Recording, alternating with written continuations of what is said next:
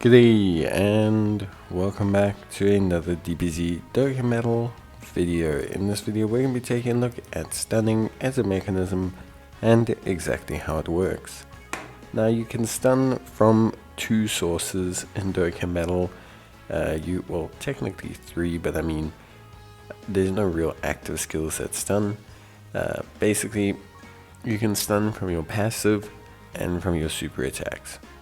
Now if you stun from your super attacks, they automatically stun for 2 turns. So stunning from super attacks are a 2-turn stun unless explicitly stated that they are not a 2-turn stun. Stunning from your passive is a 1-turn stun, meaning it will only stun the character for the remainder of the turn that you are currently in, and this isn't implicitly stated. However, if a passive for a character says or states that in the passive it stuns for 2 turns, then it will instead be a 2-turn stun. So the easiest way to remember it is passives, 1 turn, super attacks and everything else, 2 turns. If you are using a passive stun and it states for 2 turns, then it will act like a normal stun. So now what does stunning do? Stunning prevents the unit from taking any more actions. If it's a 2-turn stun, they will also not take any actions in the following turn. This is obviously pretty powerful, which is why very often you'll find that stunning is indeed prevented or immune for most bosses, especially in things like red zone and all that, because the act of stunning essentially stun locks the boss and then you can't actually do anything. Now it is actually a pretty intrinsic mechanic, so you could still use it with things like SPR, ESPR. There are also some Ultimate Clash bosses that you can use it on, and there are some events whereby stunning is just by far and away the best option.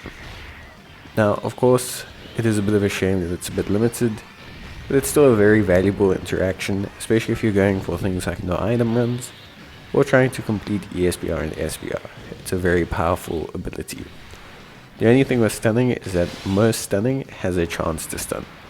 So for example, a medium chance to stun is 30%, a great chance to stun is 70%, and a high chance to stun is 50%. Most abilities, or there's no real there's not a precedent for a unit to have a guaranteed chance to stun. In this example you can see here how obviously we are going to try and stun from Deborah's passive. So you can see he has a requirement as well.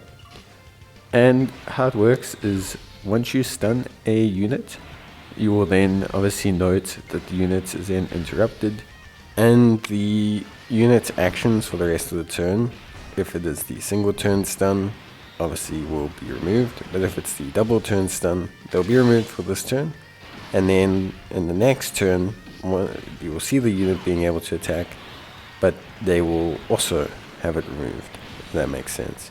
So as soon as they try to attack, then it will indicate that they are stunned. You can also tell by the little yellow kind of symbol that appears on their head.